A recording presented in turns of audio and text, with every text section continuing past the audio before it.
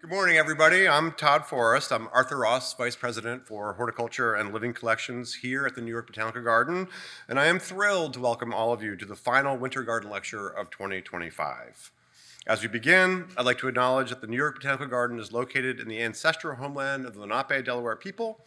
We honor them, acknowledge their dispossession, and continued presence. And I am honored to introduce Cassie Banning, who I had the pleasure to know for about 25 years when she was here as a student in the School of Professional Horticulture.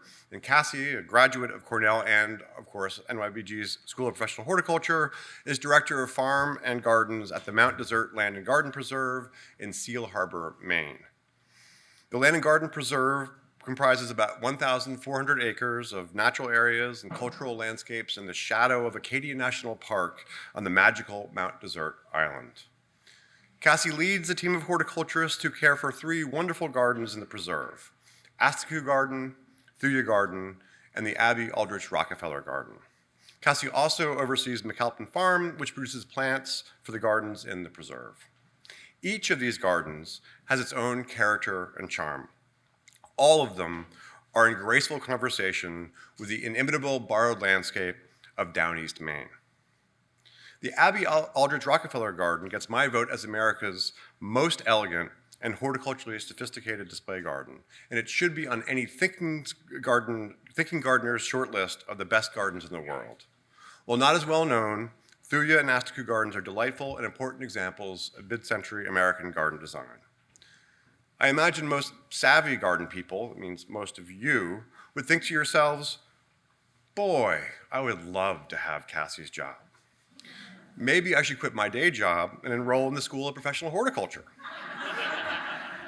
While I wholeheartedly encourage escaping your workaday drudgery by enrolling in the School of Professional Horticulture, that's not what I think when I think of Cassie's job.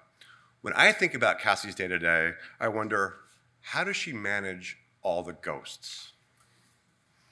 Not just any ghosts, but the ghosts of Beatrix Farrand and Abby Aldrich Rockefeller and Peggy Rockefeller and Charles Savage, and maybe most frighteningly, generations of flinty Mainers who labored to make these places just right for the aforementioned people of talent and taste.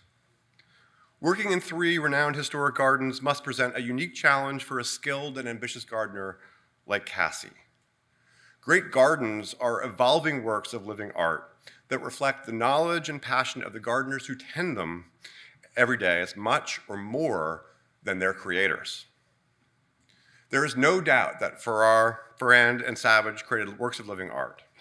So how do Cassie and her team honor that ghostly presence while infusing these gardens with the spirit of playful experimentation that all great gardens and great gardeners share?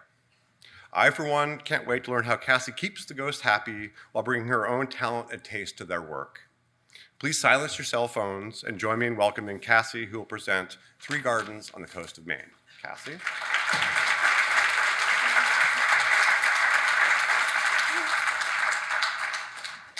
Well, that's a hard act to follow. Thank you, Todd, so much. That was wonderful. I think that sets a wonderful stage for the presentation I have for you all this morning. I have to say, it's been a pleasure to come down to New York and see just a hint of flowers. It snowed in Maine on Monday, and I think we're getting more snow this weekend, so spring has not yet sprung, but we know it's on its way. All right, let me get myself sorted here. Well, my talk today is to give you a look behind the scenes at a few of our horticulture maintenance practices in the craft found in the three gardens of the Mount Desert Land and Garden Preserve. And some history, a history shaped over more than a century by insightful and public-spirited people who cherished the natural beauty of Mount Desert Island. This idea of preservation began in 1912 when Joseph Henry Curtis established a trust to forever protect his beloved property in Northeast Harbor, and the creation of a foundation in the 1970s by Peggy and David Rockefeller, who had the forethought to preserve the lands and gardens that they had inherited from John D. and Abby Aldrich Rockefeller. These legacies guide our mission today as we work to conserve and share the beauty of our historic lands and gardens.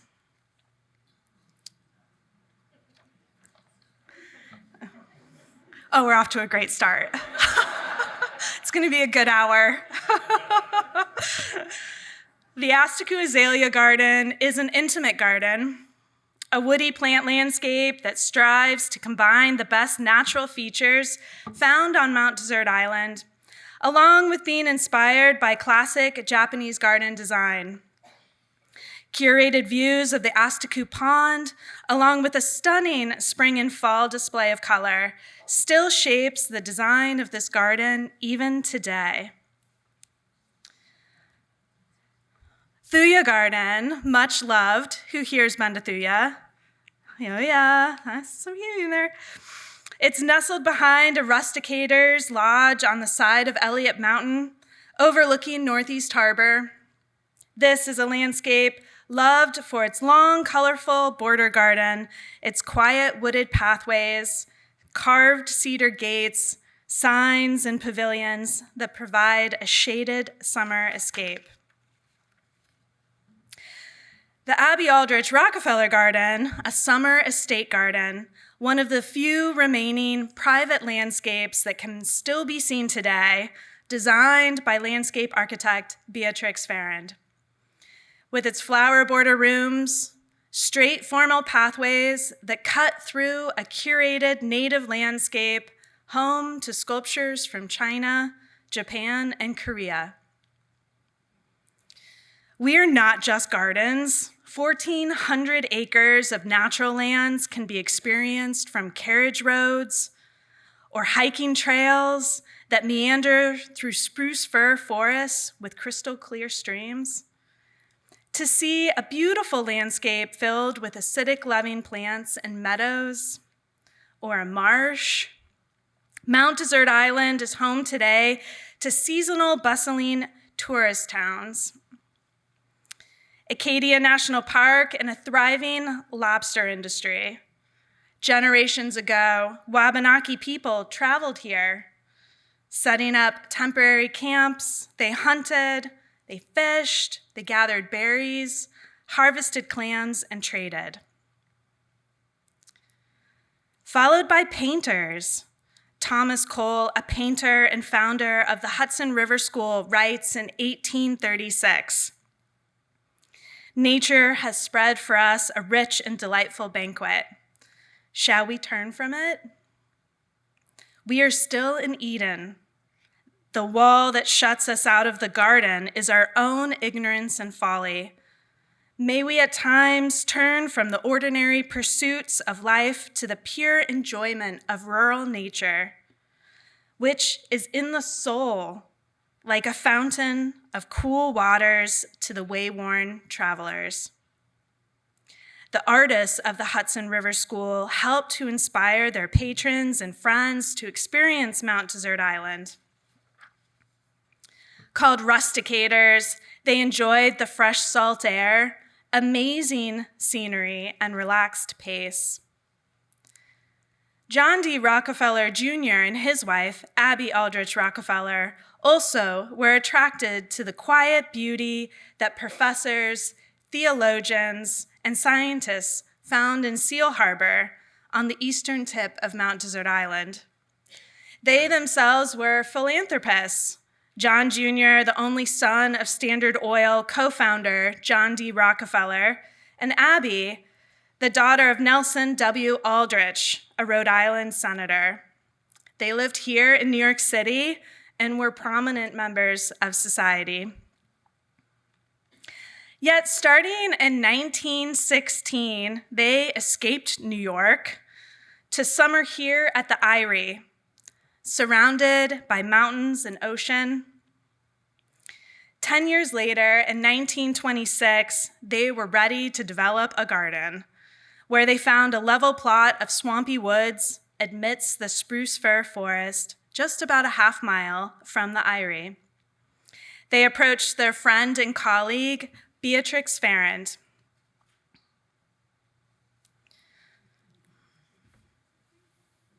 By this time, Beatrix had been creating gardens for 30 years on private estates and college campuses.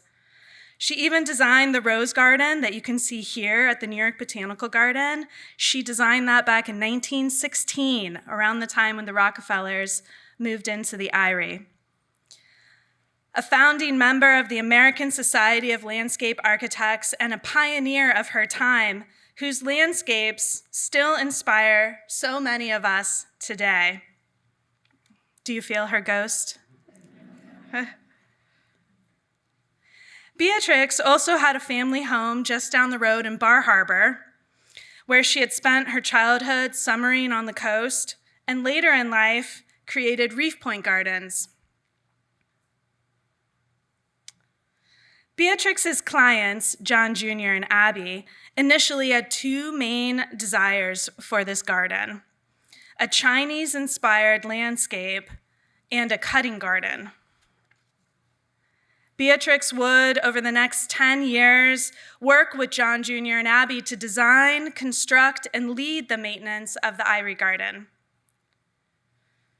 She designed an East Asian-inspired linear walk with a north-south axes, a calm, green, peaceful walk flanked with Korean and Chinese statuary, with calm swaths of native plants, and an east-west axis leads one to the two additional garden rooms. These rooms have their own north-south axes. To the south, in the shaded green garden, the oval garden, a Chinese pavilion is found. To the north, across the cut flower garden, is a Chinese-inspired moon gate fitted into a pink stucco wall.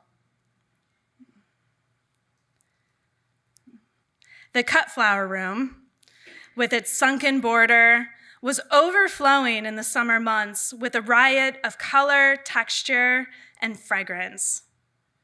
John writes to Beatrix in 1928,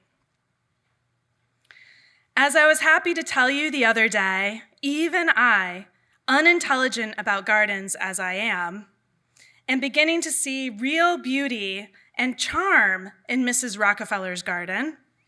The only danger now seems to be that it will be necessary to increase the Seal Harbor police force in order to prevent a constant stream of visitors from overrunning it." I'm pretty sure there wasn't a Seal Harbor police force. Just down the road from the Eyrie is Astiku, a small hamlet at the head of Northeast Harbor. Charles Savage managed his family's inn, the Astiku Inn. Charles, an acquaintance of both John D. Rockefeller Jr. and Beatrix Farrand, shared their love for natural landscapes found here on Mount Desert Island, along with also being a keen lover of formal gardens. In the mid-1950s, Beatrix Farrand decided to close her garden, Reef Point Gardens. This garden had been open for 16 years. It shared the invitation, open to all real plant lovers. It showcased native and naturalized plantings. It became the only botanic garden in the state of Maine at the time. Reef Point Garden Corporation was run by a board of directors, of which Charles Savage was one. Charles felt that Beatrix's extensive and unusual collection of azaleas warranted its own garden. He writes that this garden would raise Northeast Harbor's profile as a destination, but more importantly, it would transform the alder swamp that currently took up residence across from his family's inn. Charles established an agreement to purchase the appropriate plants from the new owner, fellow Reef Point director Robert Whiteley Patterson. He gained the support of John D. Rockefeller Jr., And with the oversight of Mr. Arthur Coombs, the alder swamp was filled with sandy loam topsoil, and the stream banks were bolstered with granite field stones and boulders. No permits, I'm sure of it. The azaleas transplanted from Reef Point Gardens were planted along the two pond and stream edges. A third feature was created as a third pond, a dry garden. In 1958, the garden was open to all with no fee. Charles received a letter from John D. Rockefeller Jr. in 1957. May I assure you again that I am delighted to have been your silent partner in this matter. What you have accomplished is charming and most rewarding.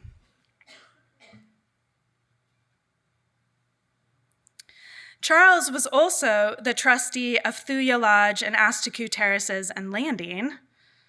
This was a rustic path from Northeast Harbor up the side of Elliott Mountain, located just down the road from the Astaku Inn.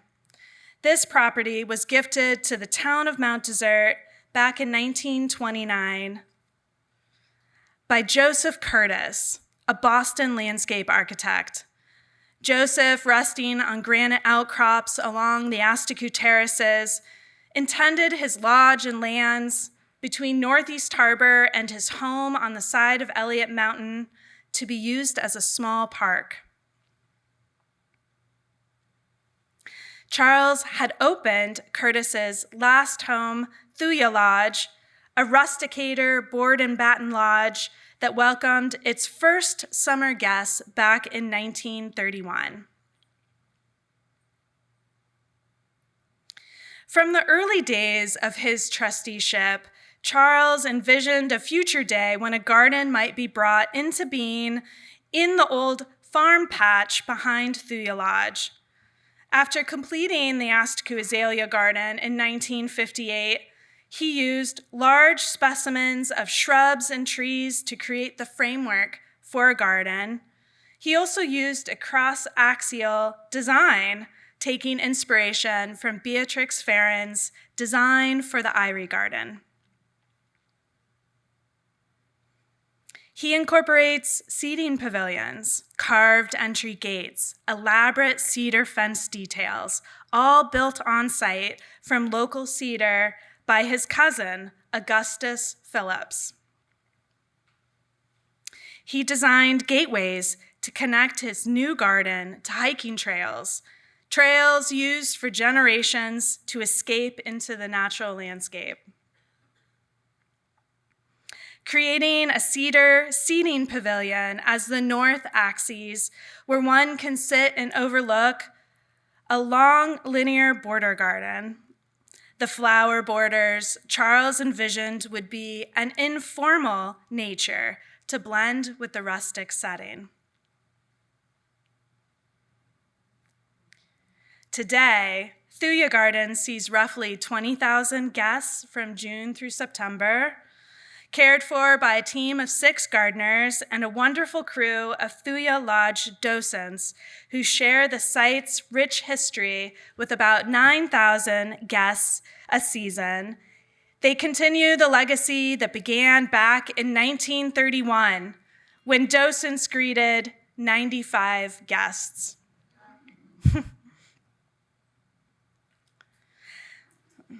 Spring starts inside the cedar fence at Thuya Garden in June, when the Beatrix Farren rhododendrons are in full bloom. And we don't know the name of this one. So one of you can come and ID it for us, right? Narrow paths wander the inside perimeter of the fenced garden, showcasing Mount Desert Island native plants. During August and September, the 2,400 square foot border garden gives home gardeners plenty of ideas for their own Maine gardens, bursting with a blend of perennials, both native and non-native, along with annual plants. It's also a vibrant food source for this pipe vine swallowtail butterfly, Photographed last year, this is the first confirmed and documented sighting of a pipe vine swallowtail in the state of Maine in 20 years.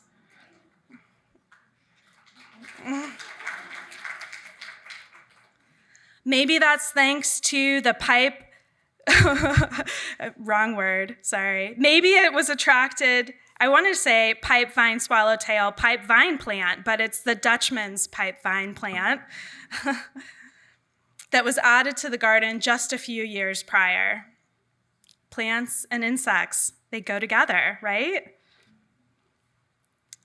Or it's the ruby-throated hummingbirds that come every year. They don't often pose so well for photographs. More often, you're lucky to hear them zip past you and then catch a quick glimpse of them as they feed from the nicotiana and the salvias. Or it's the peeper frog.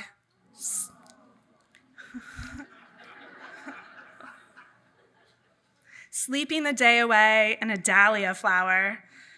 A treat all three garden teams had the pleasure to see when they gathered at Thuya last summer to learn about plants, because yes, we do that too.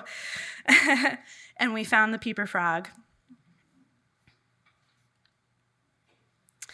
The border garden display is intended to be loose and informal, rustic, as Charles Savage intended. On the coast of Maine, summer storms are common. The rain collects on the flowers, which become weighed down, makes those plant stalks lean and bend. Wind will whip and swirl tall flower stems, causing them to break. And if we're lucky, as the plant dries, the stems may bounce back into place. But more often than not, plants will need to be propped back up or staked ahead of time. So this has influenced a tradition around plant support. And Wendy Dolliver is the head gardener at Thuya. She's in the picture. And she's moving around with a cart full of what we call hoop stakes. Hoop stakes are metal, and they have this great hoop at the top end with a small opening. And this team uses these hoop stakes to stake plants in such a way that they don't have to use string or twine. There is an art to this, knowing how the plant wants to grow and to be familiar with the plant's mature habit. Smaller stakes help to prop up fallen or wayward plant stems on plants like Artemisia Powys Castle and calendulas. The taller 36 to 48-inch stakes are used to prop up just the main flower stems on taller plants such as zinnias, filipendula, eutrochium, and physostegia. Tall liliums really take well to these hoop stakes. This Lilium Anastasia clump has been staked with hoop stakes. Can you see them? It's really hard to see, right? Good. But they're not really upright and super straight, right? They're kind of lean, look a little more natural, right? So that's the goal. So believe it or not, this pile of Betula populifolia, or gray birch trees, will be transformed into the most artfully cut branches ranging from 1 foot to 4 feet in length. Oop, too fast. We call it pea brush. The name comes from branches or small trees being used to support peas in your vegetable garden. On Mount Desert Island, this support has been used for generations. Gray birch is regenerative, it's fast growing, and it's really plentiful in our region. So I can understand how this would have been a sustainable and cheap plant support if you had the labor to harvest and cut it. All right, so this is another test. Can you see the pea brush in the Antirrhinum Potomac apple blossom, the whitish pink?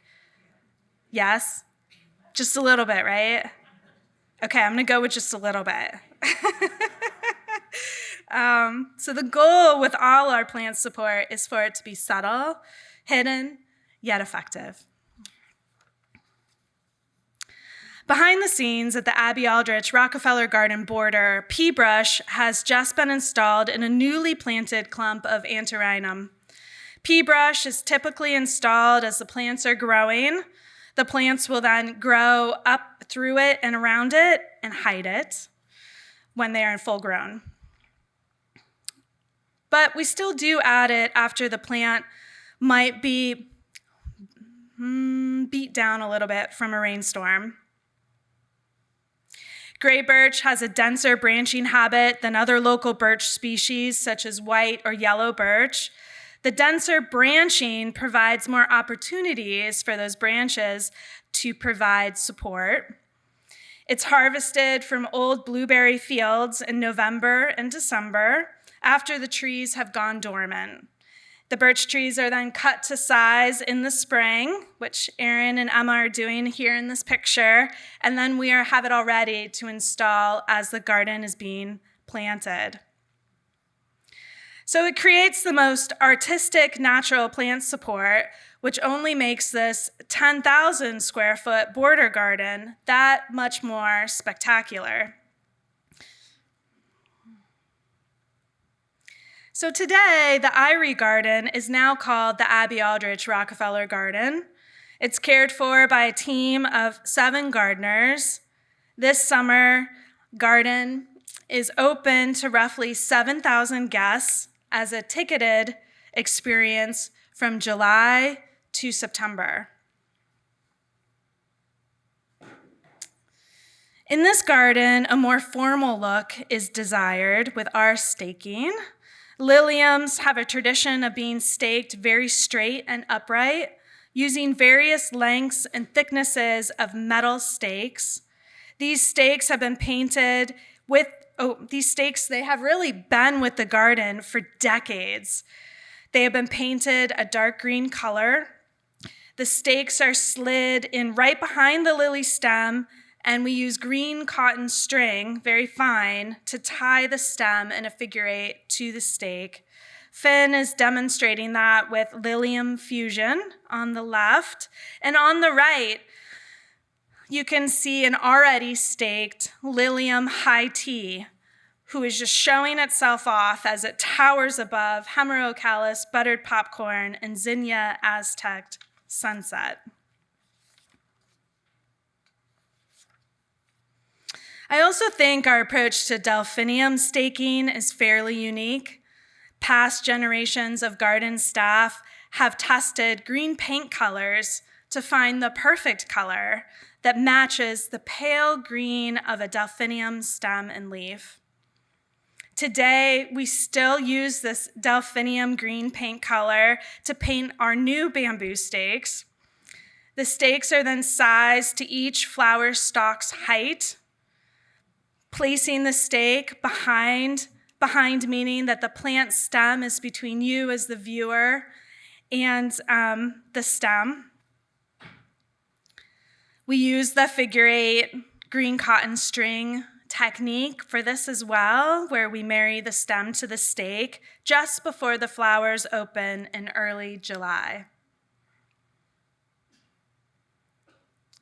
So as the flowers open on this Delphinium Cobalt Dreams, the stakes begin to disappear. Vines are definitely a Beatrix Farron design element in this garden. They intended to soften and hide the granite walls.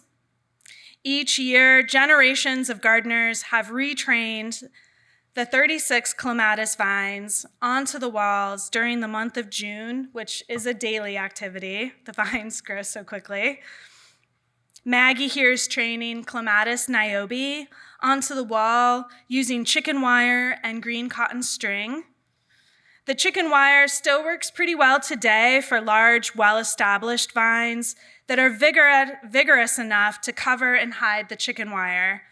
Very much a historic method. In more recent years, we've shifted to creating a simple framework for the vine using string and thin stainless steel wire. This seems to work well for new, younger vines that are not quite as vigorous yet to carpet the walls like this young clematis, Comtesse du Bouchat, because each year, the dream is that vines like this Clematis texiensis, Peveril profusion look as if they are just naturally draping themselves over the walls. And I know there are a lot of gardeners out there today, right? Can I see you? Oh. So I don't have to tell you that planting in a 10,000 square foot border garden is quite a process, right?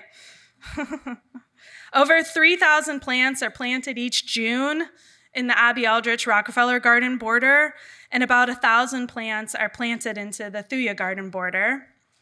Marissa here is showing off a quart-sized Agastache apricot sprite grown from seed in our own plant production greenhouses at McAlpin Farm. Starting at the end of May through the end of June, plants come to the garden by variety each week and are organized along the path edges.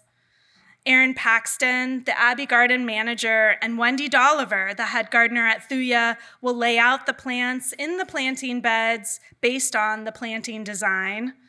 The design is created fresh each fall by Erin, Wendy, and I. Laying out the plants per the design is really the most time-consuming part of the whole planting process, both here and at Thuya. But this is how the designs that weave the plants together really come alive. So by the end of July, the weeks of laying out and planting make it all worth it. Similar to Thuya Garden, just on a larger scale, the gardeners at the Abbey Aldrich Rockefeller Garden are charged with removing spent flowers from all the annuals and perennials each day. Garden volunteer Pam Hatton spends her morning in this garden once a week, joining the garden staff as they strive for perfection. The garden border is certainly the highlight of the Eyrie estate. But the scale of the curated native ground covers of low bush blueberry, hay-scented fern, bunchberry, and sheep's laurel, the old birch, spruce, and pine trees have a magic all of their own. This landscape is known for its verdant carpets of mosses. The mysterious swaths just ramble over granite boulders and tree roots. It carpets either side of paths that lead to the Eyrie Terrace, a wonderful herringbone brick terrace that overlooks the ocean, lovingly preserved as if the Eyrie home had never been. In fact, mosses greet you at each of the three gardens. As you enter into Thuya Garden through the north gate onto the woodland path, they greet you as you step through the main gate into the Asticue Azalea Garden. These areas have been developed and are enhanced by garden staff. I mean, who wouldn't want a garden with moss? I certainly wanted to. On Mount Desert Island, carpets of mosses can only be found where there are almost no deciduous trees, or they're found along stream banks or wet areas where water will naturally wash the debris away. Yet, mosses are prevalent in our woods where there is little to no topsoil for other herbaceous plants to thrive. To enhance or encourage moss carpets, the primary strategy is to keep the moss carpets or the area that we hope for a carpet to be in the future free of debris or other plants that can outcompete the moss. The invention of leaf blowers certainly has helped to create and maintain the large swaths of moss carpets found today at the Abbey Aldrich Rockefeller Garden and Thuya Garden. Leaf blowers run daily or weekly to move the debris deeper into the woods. Twice a year in April and again in November, Debris is shifted onto paths and roads and picked up and taken off-site to create leaf mold or compost. Bless you. On a more intimate scale, found at the Astaku Azalea Garden, the gardeners will use a broom or they'll pick the leaves and sticks up by hand during their open season, May through October. For the annual off-season debris removal, a fine plastic netting is laid over the moss and pinned down in November. In April, the netting will be lifted and all those leaves and sticks and debris that has accumulated over the winter will come up with it. The debris will be incorporated into the small-scale compost piles that they manage on site. Water is also vital to the maintenance of moss carpets. So I wanted to give you a taste of a summer rainstorm at the Abby Aldrich Rockefeller Garden.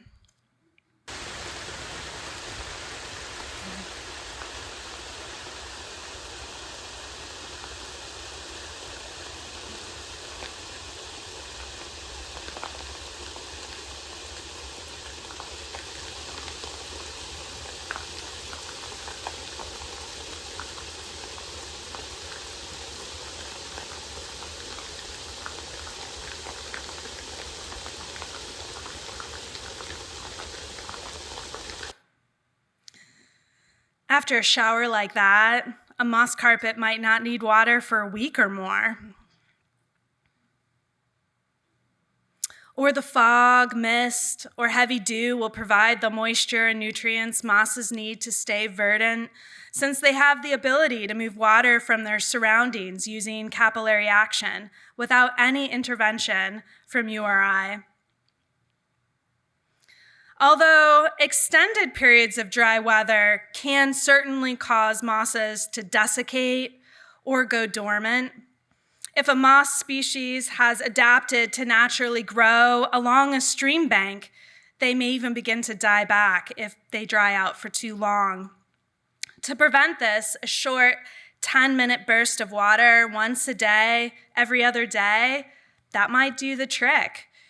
When we establish a new moss carpet, we've also found that irrigating it to mimic a non-drought water situation.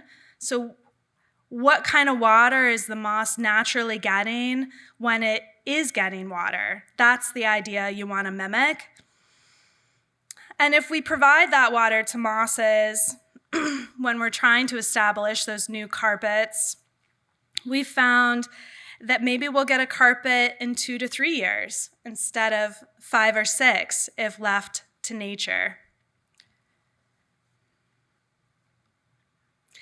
So the Astaku Azalea Garden today is a 3-seasons garden. Spring blooms start in May and linger into July. Peak bloom is typically the first week of June. The green sculpted summer garden follows on the heels of spring and continues into September.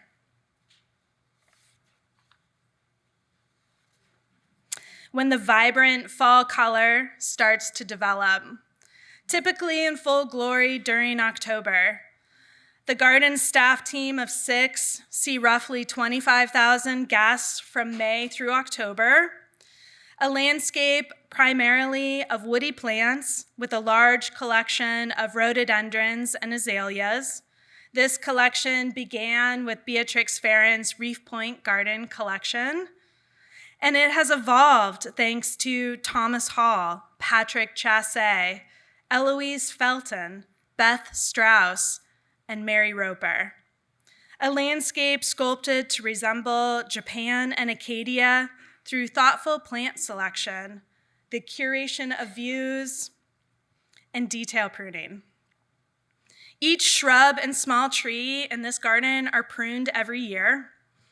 This work starts as soon as the various shrubs and trees finish blooming, late spring into July. Grace is shearing a grouping of Spirea cinerariae Grefsheim, a favorite medium green shrub that takes well to planting in mass. And plantings in mass at the Acadia Azalea Garden means that you plant 5 or 6 plants so close together, like a foot or 2 apart, with the intent that they will grow together, allowing them to be pruned or sheared into a screen or backdrop. Shaping plants in this garden is inspired by Japanese techniques, but these techniques have been adapted to create shapes that mimic the natural landscape found on Mount Desert Island. Traditional Japanese style of pruning has more of a sphere shape, a rounded shape. In the Acadia Azalea Garden, the shrubs are shaped so their sides are wider than the top of the plant, allowing a skirt to develop that mimic the mountains found here on Mount Desert Island. And in this garden, we call this mountainscape pruning. And when you see these shrubs and trees layered against each other in the landscape, they can appear as if they are a tapestry of hills and mountains. The white flowers of Malus sargentii mimic the clouds, while the Spirea cineraria grefsheim and the rhododendron kiushianum are hills and mountains. Pines in this garden are pruned in August. Occasionally, whole branches may be removed, but more importantly, the new growth, called candles, will be pinched to manage the tree's growth in order to just slowly shape the tree. The younger pines in this garden are being shaped to mimic an open, wider than tall pine with a windswept look, all while keeping them in scale with the surrounding landscape. Here's that same pine that you see on the left after its annual candle pinching. For this tree, during that particular year, the staff actually was doing the opposite. They were looking to get some more height versus width because it already currently has a very nice wide habit. The candles were therefore left longer on the top of the tree, allowing the tree to grow a little bit taller. And then the lower horizontal branches, the candles were pinched slightly shorter to allow the tree to not grow much wider. Like pea brush is unique to our border gardens, the use of branches or twigs is unique to the Acadia Azalea Garden. The use of natural materials is a craft that will still weather and age, a landscape detail that has become an annual tradition to maintain. Bed edging made from young red maple or willow branches that have been bundled together with black rope. These bundles will be laid out along the path edge and pinned into place, providing a natural edge along the path. Twig hoops are cut and bent. They're allowed to harden into shape behind the scenes before they're used in the gardens, made from young red maple for its subtle red color. A local, sustainable tradition has replaced bamboo. These hoops provide a natural, subtle protection from plants from the feet of staff and guests. Here they're protecting Paeonia mlokosevichii. Did I get that right? You won't test me. It's a beautiful peony, right? A dry garden is tucked away in a quiet corner of the garden, raked with patterns of flowing water once a week.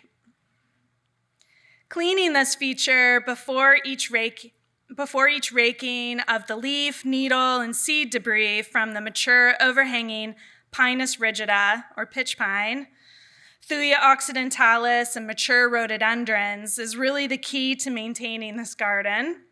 The top layer of sand is swept into a custom-made screen that allows as much of the sand as possible to sift back through the screen into the garden.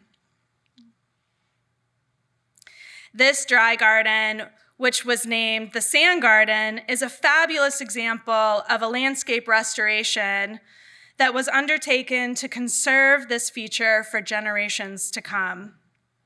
The sand was so precious to preserve because we didn't have a source to replenish it. The custom-designed cedar fence by Charles Savage that framed the back of the garden was slowly disintegrating in place.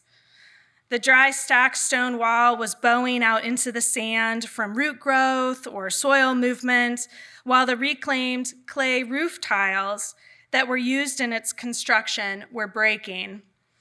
CoLab Landscape Collective led the restoration, and then supporters funded this project during the off seasons of 2019 and 2020. This included rebuilding the cedar fence to last another 100 years in the spirit of the complex, top-heavy original design. Securing an easement, since a portion of this landscape was actually on the property of a Charles Savage descendant. Sourcing old clay roof tiles in the spirit, shape, and color of the original reclaimed roof tiles, a detail added to the front of this garden decades ago by landscape architect Patrick Chassé. Along with replacing the broken tile in the curved, dry-stacked stone wall. The sand was analyzed, yet the importance of the color with its clear white aspect made it so difficult to source. We thought we're gonna have to pick something else. I mean, this had been going on for years. You gotta have new sand, right?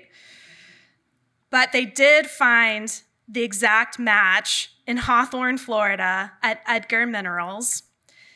832 50-pound bags of sand were purchased to enable future generations of gardeners from having to save each grain of sand. Instead, today they can use fresh sand to top dress this garden for 20 years, 30 years, 50 years to come. The plants were assessed by Mary Roper, the Astaku Azalea garden manager, who has 33 years with this garden and its plants. She was able to identify a prized rhododendron carolinianum and an original PJM. Cuttings were taken to propagate these plants, and now future replacements are growing. Editing and thinning of mature trees to allow light to rejuvenate these old gangly rhododendrons. Screening trees were relocated to continue to provide a backdrop to this garden, screening out our neighbors, taking the sand garden from this to this. A thoughtful restoration that preserves Charles Savage's creation, what he calls an abstract composition of sand and stone, a seascape of swirling sand.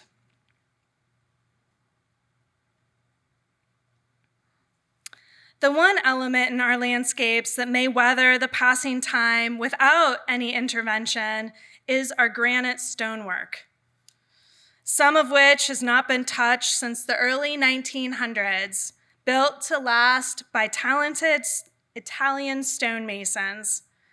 The stonework in these landscapes is diverse: steps, walls, bed edging, sculptures, garden features. It may shift from the freeze-thaw cycle or very persistent roots. So our intervention may be one of excavating, laying new base material, and resetting existing stones to allow guests today to enjoy a path or patio as if time has never passed. Our landscapes do call for new stone. Here, an additional stone would allow a guest to step aside to let a fellow visitor pass, or prompt that visitor to stop and look out at the pond view while others walk past them. At Astaku, a stone is selected, a pattern is made of the stone with heavy-duty paper, The pattern is set into the landscape and shifted around until the perfect location is found. Spray paint is used to mark the space until the ground is dug and a base added for the stone to be placed, as if it had always been there.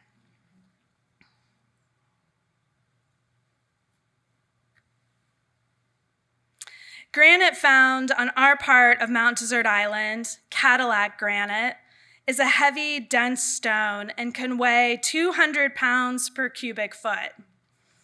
So I have a hard time visualizing what a cubic foot looks like, so the best I can come up with is that is one really heavy basketball box.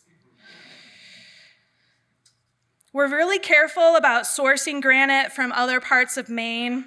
The color can vary drastically from the pink Cadillac granite used to build all three of these gardens. Weathered, it has a really soft gray patina, a thriving habitat for lichens. Freshly exposed granite has a bright, or I'd say bright, it's a really warm pink color. To move around weathered stones in the landscape, we have to be really careful and thoughtfully source this material so we don't scratch or damage it. And of course, we get to do all of that today with equipment. It'd be hard to move a 3,000-pound stone without equipment. We also use a lot of bodies and chain hoists. And today, our stones are moved solely with heavy-duty woven straps. Some stone can be moved as if they are, but splitting stone into smaller, more manageable pieces may be required. In a quarry, drills and machines are used, but for us out in the woods, the work is all done by hand. This is Jason Asher, and he's going to do a little demonstration for us today.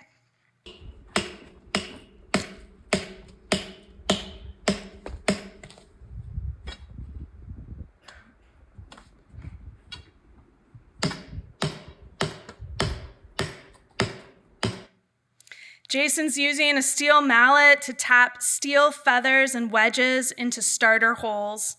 These holes were pre-drilled using a hammer drill. This is not just a skill that just any gardener can do. Listening to Jason talk about the art of splitting stone, I learned the faster you hit, the more you will fail. It's a slow process. You tap once, then you walk away for 5 minutes. You come back and you tap again. All the senses are used. Seeing if there are natural cracks or seams, the sound the mallet makes on the wedge can tell you which wedge to hit more and which one to leave alone. The weighting allows the stone to slowly break from the new pressure that the wedges are applying. You listen for the Rice Krispie crackling popcorn noise that the rock will make as it slowly separates. Okay, so I'm gonna play another video and maybe you can hear the snap, crackle, and pop.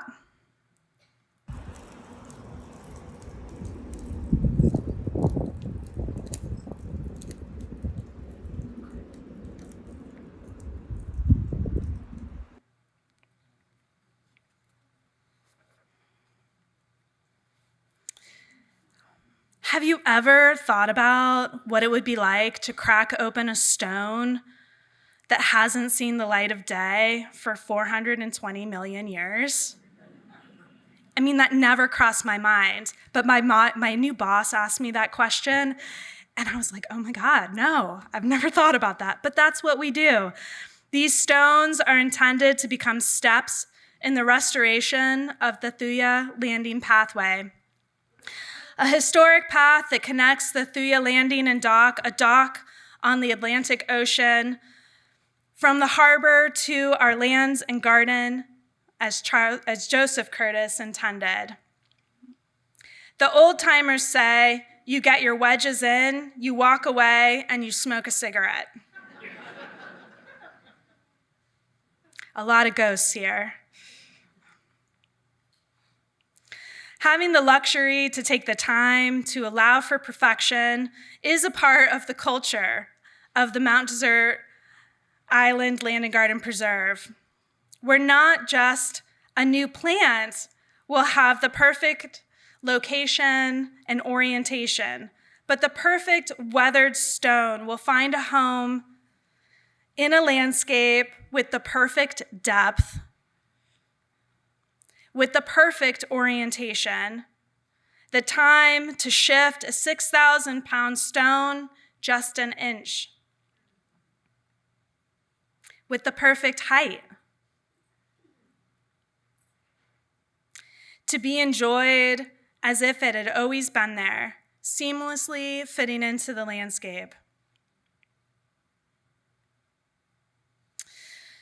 This is the beauty the Mount Desert Land and Garden Preserve has the pleasure to conserve and share with you all. The craftsmanship that lives on only through intervention, and the skill that trained staff bring today to create the beauty that has been shaped over more than a century by insightful and public-spirited people who cherished the landscape design and natural beauty of Mount Desert Island. So thank you, everyone, very much.